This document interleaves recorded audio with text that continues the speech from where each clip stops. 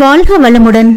Hi சகோஸ், இதயம் மீட்டும் மெல்லிசை போல உங்கள் மனதை மயக்கப் போகும் எழுத்தாளர் தீபா பாபு அவர்களின் கற்பனை சிதறல்களுக்குள் நம் பயணத்தை தொடங்கலாமா?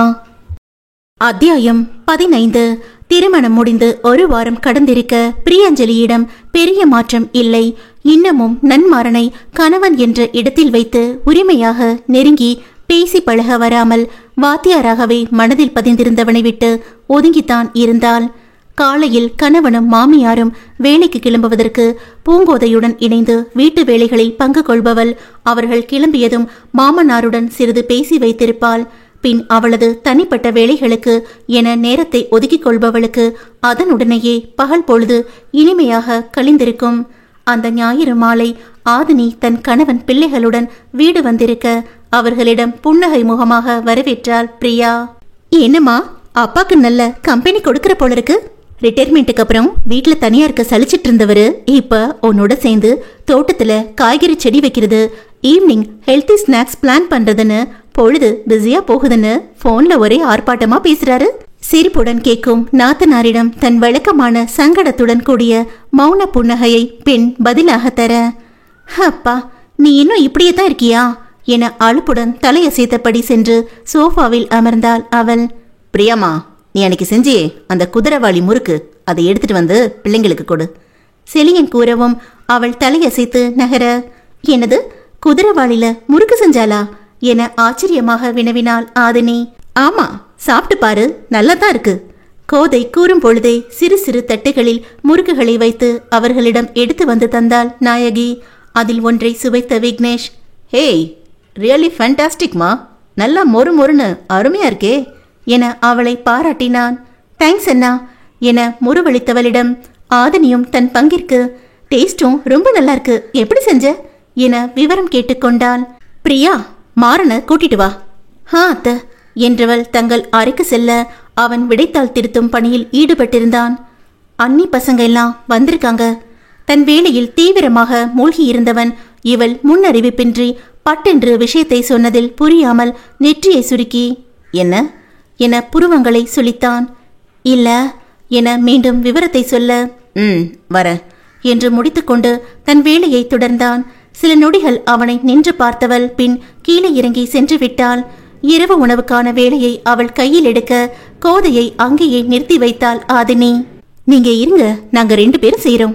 அப்புறம் என்ன, உங்க பொண்ணே சொல்லிட்டா, ரெஸ்ட் எடுங்க அத்த. தன்னை கேலி செய்யும் கணவனை செல்லமாக முறைத்தவாறு செல்லும் மகளை புன்னகையுடன் பார்த்துவிட்டு பேரன்களுடன் ஐக்கியமானார் கோதை. அப்புறம் உங்க மேரிட் லைஃப் எப்படி போகுது? இலகுவாக தன்னிடம் பேச்சை எடுக்கும் நாத்தனாரிடம் சன்ன முறுவலுடன் திரும்பியவள், நல்லதான் போகுது அண்ணி. ஆனா எங்கேயும் ஜாபுக்கு போகாம வீட்டுல இருக்கிறதா கொஞ்சம் கஷ்டமா இருக்கு. பழைய கம்பெனி இங்கிருந்து தூரங்கிறதுனால ரிசைன் பண்ணிட்டேன். இங்க பக்கமா வேற தேடணும் என்றாள் பிரியா. அதெல்லாம் வேணாம், உன்னோட கரியரை பத்தி ஃப்ரீயா பேசணும் தான் கிச்சன் ஒர்க் நம்ம மட்டும் செய்யலான்னு உள்ள வந்தேன் என்ற ஆதினியை புரியாமல் பார்த்தாள் பெண். என்ன அண்ணி? ஆக்சுவலி உன்கிட்ட சில விஷயங்கள் நான் ஓப்பனா ஷேர் பண்ண விரும்புறேன். ஐஸ்வர்யா அலையன்ஸ் உங்களுக்கு வரதுக்கு முன்னாடியே உன்னோட வரணத்தான் பன்னீர் மாமா எங்க கிட்ட முதல்ல பேசினார். ஆனா சிங்கிள் டிகிரி பெண்ணா அப்பா டிரைவரான எங்களுக்கு கொஞ்சமும் பிடிக்கல, ஸ்ட்ரிக்டா வேணான்னு சொல்லிட்டோம் என்ன நிறுத்தியவள் திரும்பி அவள் முகம் பார்த்து, நீ இதை தப்பா எடுத்துக்க கூடாது, கொஞ்சம் பிராக்டிக்கலா யோசிச்சு பார்க்கணும். யாருக்குமே தன்னோட பசங்களுக்கு பெஸ்டான லைஃப் பார்ட்னர் கொண்டு வரணும் தானே ஆசை இருக்கும். அதைத்தான் அப்பா அம்மாவும் விரும்பினாங்க. அப்புறம் ஐஸ்வர்யா கூட பத்திரிக்கை அடிக்கிற வர வந்து மேரேஜ் நின்று போனது. எல்லாருக்கும் ஒரே அப்செட். திரும்ப தீவிரமா தேடியும் சரியா அமையாம தட்டி போகவும் அப்பா மாறனோட ஜாதகத்தை வேறு ஒரு பிரபல ஜோசியர்கிட்ட காண்பிச்சு திருமண பலன் விசாரிச்சாங்க. அப்பதான் அவரு எங்களுக்கு சமமான அந்தஸ்துல அவனுக்கு வரன் பார்த்தா கல்யாணம் கூடி வராதுன்னு ஒரு விஷயத்த உடைச்சு சொன்னாரு. அதுல அம்மாவுக்கு நம்பிக்கை இல்ல, கோபமா அப்பா கிட்ட சண்டை போட்டாங்க. ஆனா அவருக்கு இப்படியே பார்த்து பார்த்து பையன் வயசு கூடி போகுதுன்னு உள்ளுக்குள்ள கவலையா இருந்தது. அந்த நேரம்தான் பன்னீர் மாமா வீட்டு விசேஷத்துல உங்க ஃபேமிலிய பார்த்திருக்காரு அப்பா. உடனே பிடிச்சு போச்சு. எங்க கிட்ட வந்து தன்னோட விருப்பத்தை சொல்லவும் அம்மா அதை ஒத்துக்கவே மாட்டேன்னு பிடிவாதமா இருந்தாங்க. எனக்குமே இது எப்படி நமக்கு சரி வரும்னு குழப்பம்தான். கடைசியில மாறனோட சாய்ஸ்க்கு விட்டுறலான்னு அப்பா எங்களை கன்வின்ஸ் பண்ணிட்டாரு. அவனுக்கு ஏற்கனவே நடந்த விஷயங்களால மேரேஜ்னாலே வெறுப்பாத்தான் இருந்தது. அப்பா சொன்னதை கேட்டவன் எதுவும் மறுத்து பேசல. உன்னை பத்தி விவரம் கேட்டான். சொல்லவும் அடுத்த நாள் யோசிச்சு ஓகே சொல்லிட்டான். அப்புறம்தான் பொண்ணு பார்க்க வந்தது. நேர்ல உன்னை பார்த்ததும் மாறனுக்குமே பிடிச்சு போனதுனால கல்யாணமும் முடிவானது. எனக்குமே அப்பா போல உங்க ஃபேமிலியை நேர்ல பார்த்து பேசினதும் திருப்தி ஆயிடுச்சு. இதுல அடுத்தடுத்து நாங்க எல்லாரும் சமாதானம் ஆகிட்டாலும் அம்மாவுக்கு தான் உங்க குடும்பத்தோட சம்மதம் வச்சுக்க வெளியில மத்தவங்க குறையா சொல்லுவாங்கன்னு ரொம்ப வருத்தமாவும் கவலையாவும் இருந்தது. அதுக்கு நான் யோசிச்சு சொன்ன ஒரு ஐடியா அவங்கள ரொம்பவே நிம்மதியாக்குச்சு. நீ சொல்ற மாதிரி மட்டும் நடந்துட்டா அவளை குறைய பேசுறவங்க நினைக்கிறவங்க முன்னாடி நாம தெம்பா பதில் கொடுக்கலான்னு அவங்களுக்கு ஒரே ஹாப்பி தான் என புன்னகையுடன் வெங்காயத்தை நறுக்குபவளை உணர்வின்றி பார்த்தாள் பிரியா. என்னையும் என் குடும்பத்தையும் குறையாக நினைத்து முதலில் திருமணத்தை மறுத்தவர்கள் பின் வேறு வழி இல்லாமல் திரும்ப வந்திருக்கிறார்கள். அதனால் தான் அவரும் என்னிடம் சரியாக முகம் கொடுத்து பேசுவது இல்லையா? ஒரு நேரம் இதுதான் நம் விதி என ஏற்றுக்கொள்ள முயன்று நன்றாக பேசுபவர் மறுநேரம் மனம் ஒப்பாமல் இருந்து விழுகிறாரோ? என்ன ரொம்ப யோசனை? உன்னை எதுவும் ஹர்ட் பண்ண இதை நான் சொல்லல. இருக்கிற உண்மைய நீயும் தெரிஞ்சுக்கணும்னு தான் சொன்ன. மத்தபடி நீ கொஞ்சம் சைலண்டா இருக்கிறது ஒண்ணுதான் எனக்கு இப்போ பெரிய மனக்குறை. ஓகே, அது கூட அப்பா சொன்ன மாதிரி போக போக இங்க செட்டில் ஆனதும் நார்மலுக்கு வந்துருவதானே? என்ன? தனக்குள் இருக்கும் வேதனையை மறைத்து இயல்பாய் புன்முறுவல் பூத்தாள் அவள். அப்பா, மோனாலிசா எல்லாம் உன் சிரிப்புக்கு முன்னாடி பிச்சை வாங்கணும் போல இருக்கு. அதற்கும் பெண் அமைதியாக முறுவலிக்க, சரி அந்த வானொலியை எடுத்து அடுப்புல வை, அவ்வளவுதான் முடிஞ்சது, தாளிக்க ஆரம்பிச்சிடலாம் என்றாள் ஆதினி. அப்புறம் இன்னும் விஷயத்தையே சொல்லல பாரு. ஏதாவது கவர்மெண்ட் எக்ஸாம் எழுதி பாஸ் ஆகி எப்படியாவது ஒரு நல்ல வேலையை மட்டும் வாங்கிடு நீ. அது போதும் எங்களுக்கு. எதுக்கெல்லாம் அப்ளை பண்ணலான்னு முதற்கொண்டு அதுக்கு தேவையான ஸ்டடி மெட்டீரியல் வாங்கி தர்றது வரைக்கும் ஏன் பொறுப்பு. உனக்கு தேவையான அத்தனை ஹெல்ப்பும் நான் பண்றேன்.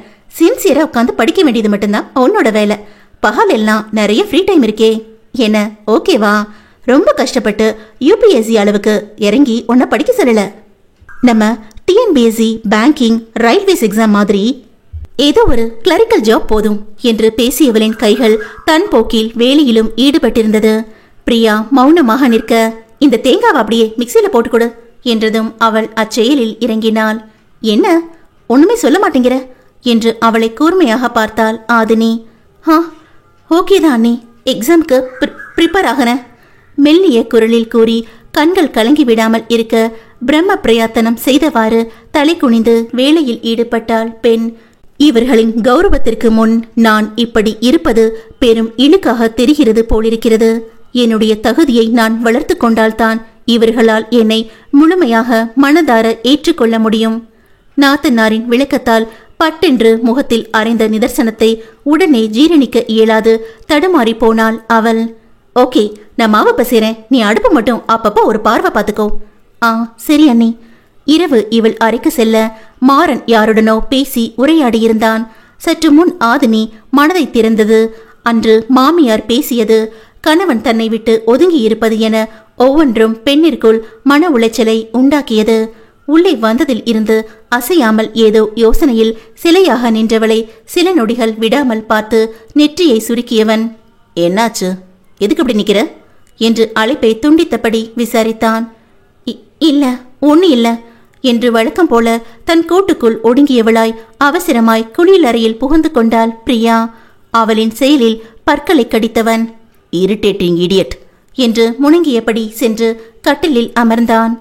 அன்றொரு நாள் சொன்னது போலவே தன் தம்பி மனைவியை தேடி வந்த ஆதினி முதலில் வர இருக்கும் தமிழ்நாடு அரசு பணியாளர் தேர்வு ஆணையம் தேதி வெளியிட்டிருக்கும் தேர்விற்கு தயாராக கூறி அதற்கு தேவையான பாடத்தொகுப்புகளை அவளிடம் கொடுத்தாள். பிரியஞ்சலிக்கோ உள்ளுக்குள் பெரும் நடுக்கமாக இருந்தது. இவர்களின் எதிர்பார்ப்பை தன்னால் பூர்த்தி செய்ய முடியுமா? அப்படி முடியாவிட்டால் தன் நிலை இந்த வீட்டில் என்னவாகும் என்று எண்ணி கலங்கினாள். அப்பொழுதுதான் கல்லூரியில் இருந்து வீடு வந்த மாறன், வாக்கா என தமக்கையை அழைத்துவிட்டு மனைவியின் கையில் இருந்த புத்தகங்களை கேள்வியாக பார்த்தான். உன்கிட்ட பிரியா சொன்னல மாறா, நானும் பேசவே மறந்து போயிட்டேன். ஆமா, எல்லாத்தையும் மனசு விட்டு என்கிட்ட கொட்டிட்டு தான் இவன் மறுவேளை பாப்பா என தனக்குள் கொந்தளித்தவன் முகத்தில் எதையும் காட்டாது அழுத்தமாக நின்றிருந்தான். நம்ம வீட்டுல எல்லாருமே கவர்மெண்ட் ஜாப்ல இருக்கோம், இவளை மட்டும் ஏன் கொரியா விடுவானே, அதுக்கு ரெடி பண்ணிட்டு இருக்கேன். ஓ என கோணலாக இதழ்களை வளைத்தவன், ஆல் தி பெஸ்ட் என கண்கள் மின்ன சகோதரிக்கு வாழ்த்து கூறினான். கணவனின் கீழியில் முகம் இருண்டு விட கைகளில் இருந்த புத்தகங்களை விரல்களில் இறுக்கியபடி தன் உணர்வுகளை விழுங்கிக் கொண்டாள் பிரியா. சரி, நீங்க பேசிட்டுருங்க, நான் போய் ரெஃப்ரெஷ் ஆயிட்டு வரேன். அவன் மாடிக்கு செல்லவும், நீயும் போய் இதையெல்லாம் பத்திரமா வச்சுட்டு வா. உனக்கு எந்த சந்தேகம்னாலும் புரியலனாலும் என்னை காண்டாக்ட் பண்ண. நான் வாட்ஸ்அப்ல எல்லாம் கிளியர் பண்றேன். தமிழ், இங்கிலீஷ், மேக்ஸ் நல்லா கான்சென்ட்ரேட் செஞ்சாலே ஈஸியா பாஸ் பண்ணிடலாம். அப்பா மாறன் கிட்டயும் ஹெல்ப் வாங்கிக்கோ. ஓகே, வச்சுட்டு வந்து அவனுக்கு டீ போட்டு கொடு. நான் அம்மா கிட்ட பேசிட்டு வரேன் என்று நகர்ந்தாள் ஆதினி. மாறனின் நக்கல் பார்வை மனதை இம்சிக்க சோர்வாக படிகளை கடந்தவள் மெல்லமாக அறைக்குள் நுழைந்தாள். உடை மாற்றிக்கொண்டு இருந்தவன் இவள் புறம் பொருள் விளங்கா ஒரு பார்வையை செலுத்திவிட்டு அடுத்து முகம் கழுவ சென்றான். இவருக்கு என் மீது துளியும் நம்பிக்கை இல்லை. கண்களில் சற்றென்று தேங்கிவிட்ட நீரை அவசரமாக மீண்டும் உள்ளிழுத்து கொண்டவள் புத்தகங்களை பாடக்குறிப்புகளையும் எங்கே வைப்பது என விழிகளால் சுரட்டியவள் மேஜையில் கணவனின் பொருட்களை ஆக்கிரமித்து இருக்க பேசாமல் நம் அலமாரியிலேயே வைத்து விடலாமா என அவள் சிந்தித்திருந்த நேரம் வெளியே வந்தான் மாறன். என்ன யோசனை? அக்கா மெனக்கிட்டு கொண்டு வந்து கொடுத்தது அங்க இங்கே போட்டு வைக்காம டேபிள்ல கவனமா வச்சு யூஸ் பண்ணு. எப்படியும் டே டைம்ல தானே படிக்க போற. அப்ப நான் என்ன வீட்லயே இருக்க போறேன்? வேகமாக தலையை அசைத்து கொண்டவள் மேஜையின் ஒரு ஓரமாக அவற்றை வைத்துவிட்டு விறுவிறுவென்று அரைவாசல் வரை சென்றதும் தான் சற்றென்று நின்று, நீங்க கீழே வருவீங்களா இல்ல டீ இங்கே எடுத்துட்டு வரட்டுமா என்றாள் அவனிடம் திரும்பி தயக்கத்துடன். அவன் ஒரு பெருமூச்சோடு நானே வரேன் என்றதும் சடுதியில் கண்களை விட்டு மறைந்திருந்தாள் அவள். முகத்தில் ஒருவித சலிப்பு பரவ தானும் கீழிறங்கி சென்றான் நாயகன். நட்புகள் எல்லாரும் மறக்காம நம்ம சேனலை சப்ஸ்கிரைப் பண்ணுங்க. கதையை கேளுங்க, லைக் பண்ணுங்க, கமெண்ட் பண்ணுங்க, பிடிச்சவங்க ஷேர் பண்ணுங்க. நன்றி.